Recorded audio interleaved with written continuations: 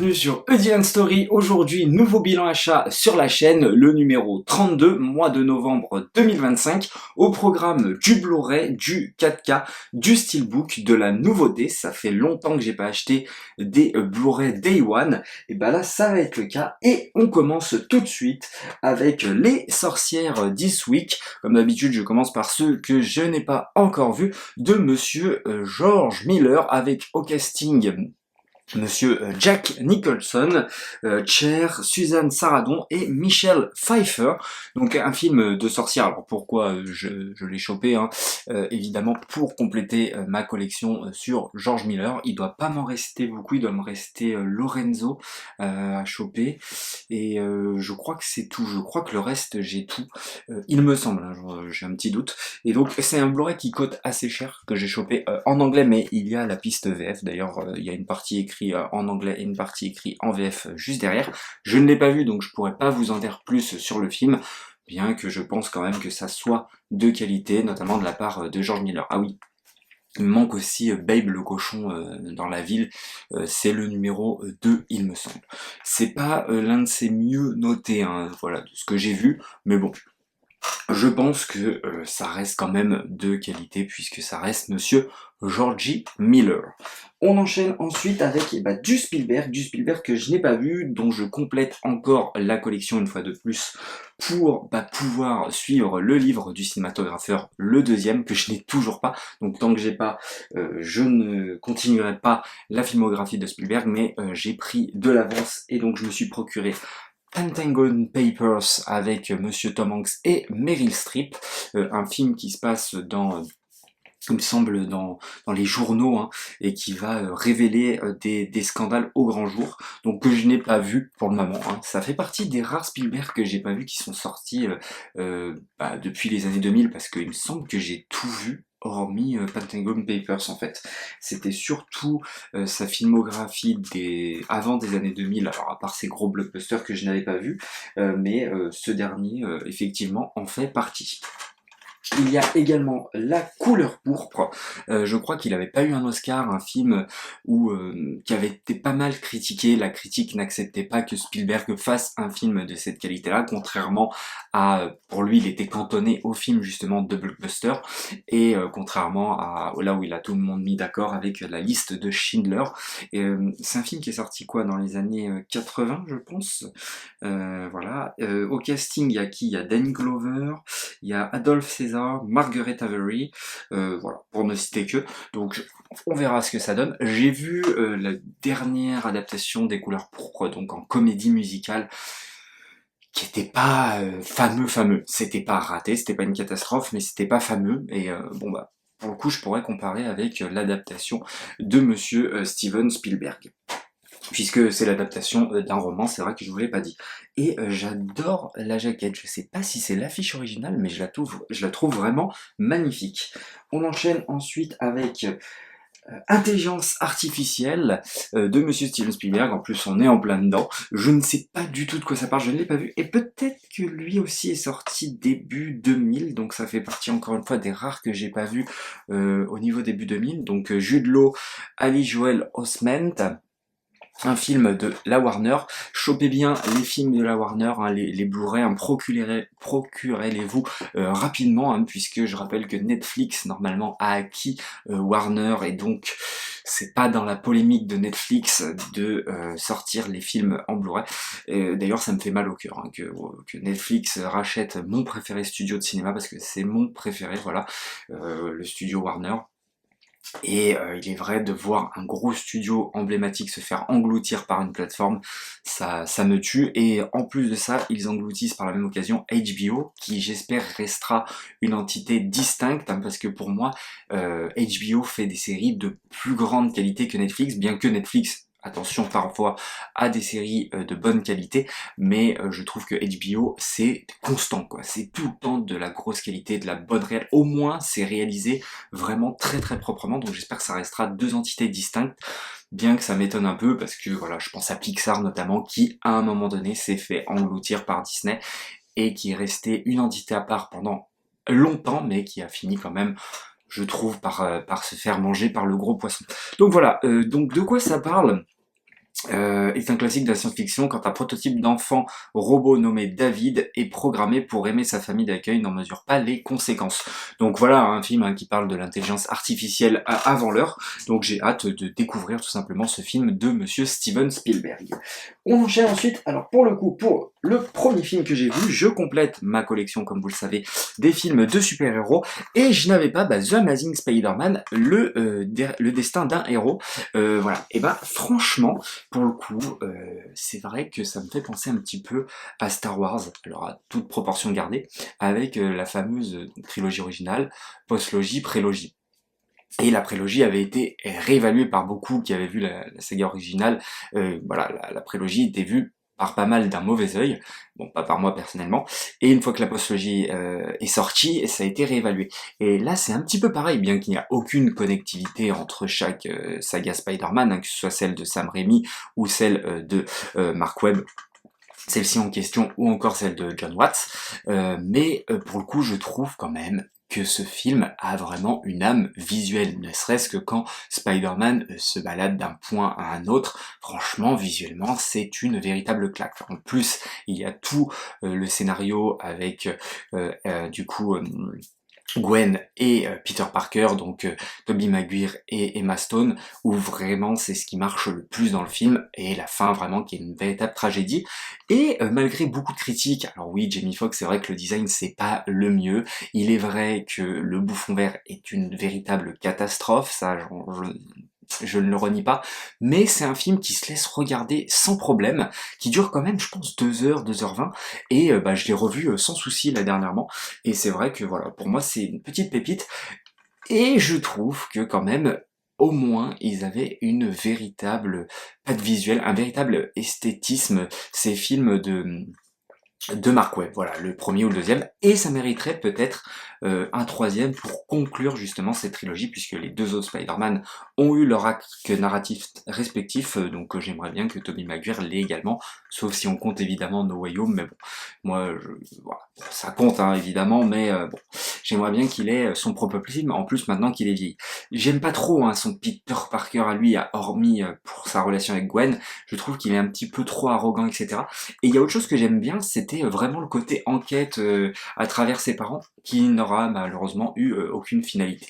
Donc voilà, un film, voilà. Puis quand on pense à tout ce que Sony a sorti par la suite, franchement, ça c'est vraiment le haut du panier. Hormis évidemment les Sam Raimi encore une fois, mais quand tu penses au Venom, Chasse de Craven, je sais pas quoi, Madame Web et j'en passe, franchement ça reste le haut du panier. On passe tout de suite au 4K avec Batman Forever. Ça y est, j'ai les 4 des années 90, donc à savoir Batman de Tim Burton, Batman le défi toujours de Tim Burton, et les deux de Michael Schumacher, donc à savoir Batman Forever et Batman et Robin. Et celui-ci, ça fait très très longtemps que je l'avais pas vu, des années et des années, hein, puisque j'avais dû le voir chez mon voisin à l'époque, quand j'avais peut-être 5 ans, où chez moi il regardait Batman et Robin, et chez lui je regardais Batman Forever, parce que oui, j'ai découvert Batman par le biais de la série animée, qui était vraiment excellente, mes parents me mettaient devant, et par le biais de Batman et Robin, dont vraiment j'adule ce film, malgré évidemment qu'aujourd'hui j'y vois tous ses défauts, mais c'est un film que je regarde avec beaucoup de plaisir, et je rigole pas mal, alors que celui-ci, c'est quand même, je trouve, il y a certaines choses qui sont pas trop mal, mais je trouve que contrairement à Batman et Robin où Joel Schumacher se lâche complètement, lui, j'ai l'impression qu'il ne sait pas sur quel pied danser. Voilà, il se prend un peu trop au sérieux par moment et par moment c'est complètement voilà, c'est complètement dénué de sens. Enfin, voilà, ça part dans des et je trouve que, mais alors, Tommy Lee Jones dans le rôle de Double Face, c'est vraiment une cata. J'aime beaucoup Val Kilmer dans le rôle de Batman, pour le coup, je trouve que ça lui va vraiment bien. Il y a un vrai problème aussi avec comment il s'appelle, avec Chris O'Donnell qui joue Robin, donc il y a toute son origin story et tout, ça c'est plutôt cool, l'origin story du premier Robin, hein, donc de Nightwing par la suite, ça c'est plutôt bien, mais alors il est beaucoup trop vieux, c'est un truc de ouf, le cast, mais comment ça se fait qu'ils l'ont pris aussi vieux, vraiment mystère pour ça. Donc voilà, bon, comment il s'appelle, Jim Carrey, allez, à la limite ça peut passer, et encore, voilà, ça reste une interprétation du Sphinx, où je me pose quand même beaucoup de questions, donc ouais, beaucoup de mal pour le coup, voilà, je l'avais pas revu depuis des années, contrairement à Batman et Robin, et c'est vrai que, oh, c'est compliqué quand même de regarder ce film. Par contre, les Master 4K de cette saga-là, je vous invite fortement à les regarder, qui ont pour point au commun, hein, c'est les mêmes films, enfin les mêmes suites, puisque c'est les mêmes à chaque fois Alfred. Voilà, tout simplement. Donc on peut les considérer comme des suites les uns et les autres. Mais voilà, bon, ça se regarde malgré tout. Et c'est des films que j'hésiterais pas personnellement à montrer à mes futurs enfants. Voilà, c'est pas une mauvaise porte d'entrée. Surtout Batman et Robin, niveau imaginaire, quand t'es petit, ça marche très bien. Il y a vraiment des plans qui te marquent, notamment la transformation de Bane et tout. Alors plus tard, évidemment, tu te dis que c'est une catastrophe, mais sur le coup, tu te dis que c'est plutôt pas mal. On enchaîne ensuite avec les Black Friday. Tiens, je me suis fait un petit plaisir pour les Black Friday. Je me suis pris la trilogie du Parrain en 4K. Alors, la trilogie du Parrain, c'est assez particulier parce que j'avais vu que le Parrain 1 pendant longtemps. J'ai découvert le Parrain 2 cette année même. Et j'ai vu que pour la deuxième fois le Parrain 1, puisqu'ils les ont remis sur Netflix dernièrement. Et donc je me les suis fait. J'ai toujours pas vu le Parrain 3, que ce soit la version originale, entre guillemets, donc celle sortie dans dans les années, je sais plus quand il est sorti le Parrain 3 d'ailleurs. Et je n'ai pas vu non plus l'épilogue. Donc le montage qu'a fait dernièrement Francis Ford Coppola. Voilà, donc je me le suis procuré pour 30 €, il me semble, ou 25 €, je sais plus.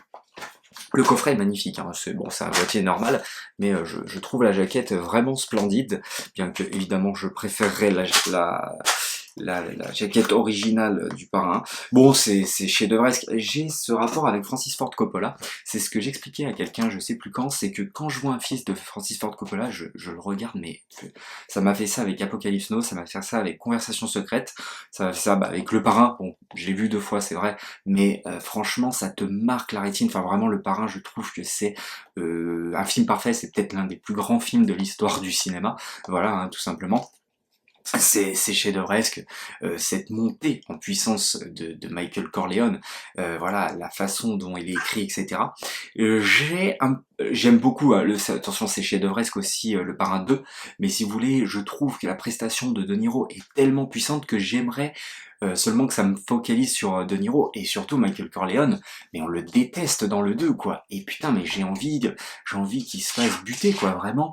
Il y a cette montée en puissance de Michael Corleone où il devient mais la pire atrocité, pire que le Don, parce que le Don, voilà, on sent qu'il fait les choses quand même dans un sens avec bonté, on va dire entre guillemets. Enfin, en tout cas, c'est comme ça qu'on nous l'explique avec Robert De Niro. Mais putain, mais les plans avec Robert De Niro sur les toits et tout, enfin c'est super bien foutu. Enfin bref, c'est 2 chefs-d'œuvre absolus. Je n'ai pas vu le dernier, je sais qu'il est moins aimé pour la plupart des cinéastes. Bon, je vais regarder les 2 versions. Alors évidemment pas côte à côte, parce qu'il y a quand même une qui doit faire 3 heures et l'autre 2h40, donc qui est quand même moins longue il me semble. Je vais peut-être regarder d'abord l'original, enfin celle qui était sortie au ciné, et après l'épilogue, peut-être. Je verrai comment je fais ça, mais voilà. Et les masters sont magnifiques, hein, c'est juste sublime. Donc voilà, regardez ces films, et le Parrain 1, mais c'est vraiment chef-d'œuvresque, et il faudra que je me mette à les lire aussi. Mais ouais, le 2, voilà, ce côté, on revient en arrière sur le Don, etc. Et vraiment, j'ai ce truc où j'ai envie qu'on reste en fait sur le personnage de Robert De Niro, quoi. Et puis surtout que Michael Corleone est détestable dans le 2, mon Dieu, quelle horreur. Bref, saga chef-d'œuvresque, même si j'ai pas encore vu le troisième, juste les 2 premiers, c'est juste chef-d'œuvre.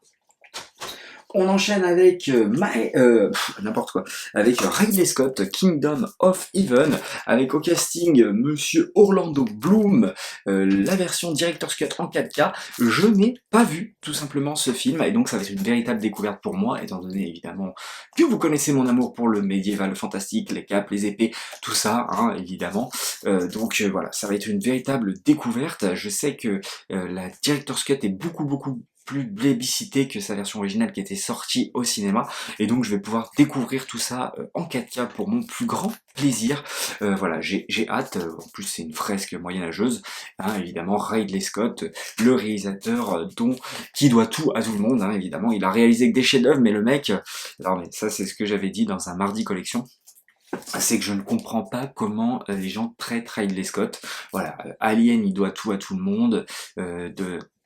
Comment il s'appelle Merde, American Gangster, c'est pareil.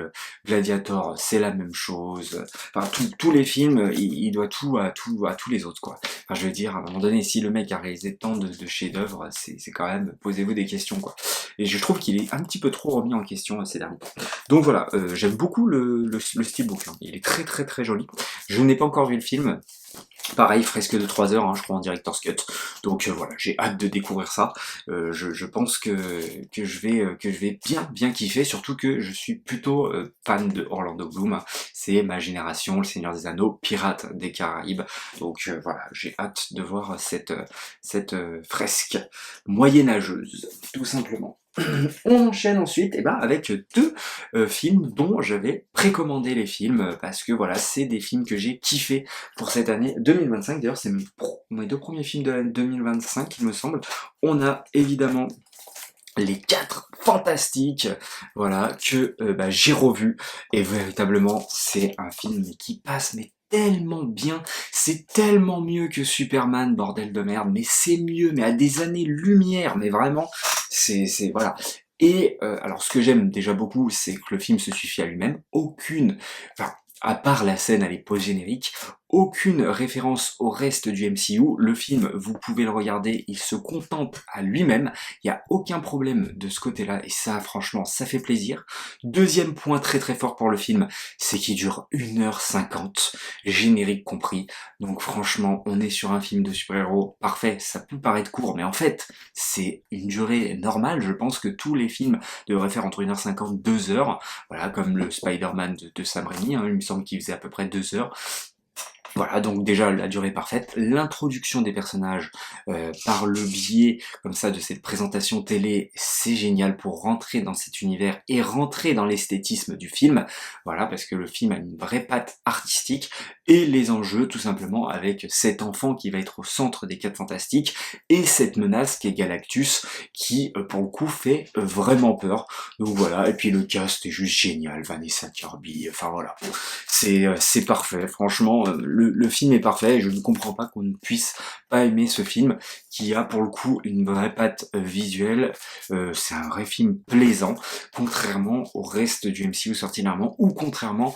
au Superman de James Gunn, qui est, plus j'y pense, plus je trouve ce film insupportable, vraiment, c'est pas possible quoi d'avoir fait ça, donc voilà. Voilà pour les 4 fantastiques. Et oui, j'avais un peu plus aimé, hein, j'étais un peu plus partagé lorsque j'avais fait ma critique de Superman, mais maintenant plus j'y repense, plus non. Alors en fait c'est surtout après que j'ai vu les 4 fantastiques, je me suis dit mais non en fait, il a fait quelque chose qu'on a déjà vu 10 000 fois, notamment dans ses films. Hein, voilà, c'est quelqu'un, James Gunn, qui reprend toujours les mêmes systèmes narratifs. En fait c'est pas Superman, c'est Superman et ses amis quoi. Et voilà, bon, c'est dommage. Bon, bref. Et on enchaîne, et on finit par Dangerous Animals, le petit blockbuster de l'été, avec Monsieur Jane Courtney, par un réalisateur australien, avec Assi Harrison. Voilà, un film tout simplement de requin, mais pas que, parce que ça va être un film sur un tueur en série, hein, véritablement. On va avoir une espèce de croque-mitaine, hein, en la personne de Jane Courtney qui fait une prestation quand même assez délirante. Je l'ai revu également, ça passe très très bien, même au deuxième visionnage. Donc voilà, que ce soit visuellement, la manière dont il a de mettre en scène les requins, c'est-à-dire qu'on va pas forcément les voir tant que ça finalement. Est-ce que c'est véritablement un film de requins d'ailleurs? Ou je pense qu'il a filmé des scènes de requins de reportage. Quand les gens sont bouffés, c'est plutôt jouissif, on va dire entre guillemets. Et la prestation de Jay Courtney, quoi, qui est terrible. Et ce que je trouve fabuleux avec ce film, et c'est ce que je disais dans ma critique, c'est qu'à chaque fois, on se demande comment elle va s'en sortir, malgré que on anticipe les rebondissements, on est en tension totale, on a envie que la personnage principale s'échappe, et on ne sait pas comment elle va réussir à le faire, mais et vraiment on est tendu, mais c'est assez étrange parce que même pour l'avoir revu là, j'étais encore plein de tension, donc c'est que le film quand même est réussi, et il a une vraie patte visuelle. Alors, vraiment, il y a des plans sur une baie australienne, je me rappelle plus où l'action se situe. En revanche, le petit bémol de ce dernier, c'est que j'ai regardé le bonus, et en fait, il y a juste une interview de 30 minutes d'un journaliste, qui est très très cool, je me rappelle plus son nom, je l'ai bouffé, voilà, qui est vraiment cool, mais c'est tout. Pas de scène de tournage, etc. Donc pas de, voilà, même de petits making of ou quoi que ce soit. Donc c'est assez dommage de ce côté-là, j'aurais voulu un petit peu en avoir un petit peu plus, notamment avec sur la prestation de Jay Courtney, etc., voir un petit peu son point de vue, comment bah voilà, il a habité le rôle et tout ça. Donc c'est assez dommage. Mais bref, c'est un film que je vous invite fortement à voir. Ce n'est pas un chef-d'œuvre, c'est un film de croque-mitaine, de requin, enfin des plus banals mais des plus efficaces, j'ai envie de vous dire. Voilà, donc ça marche très très bien. Voilà pour ce bilan achat. J'espère qu'il vous aura plu. Comme d'habitude, vous, dites-moi dans les commentaires qu'est-ce que vous avez acheté. Likez, partagez, abonnez-vous. Et nous, on se dit à la prochaine pour une prochaine histoire.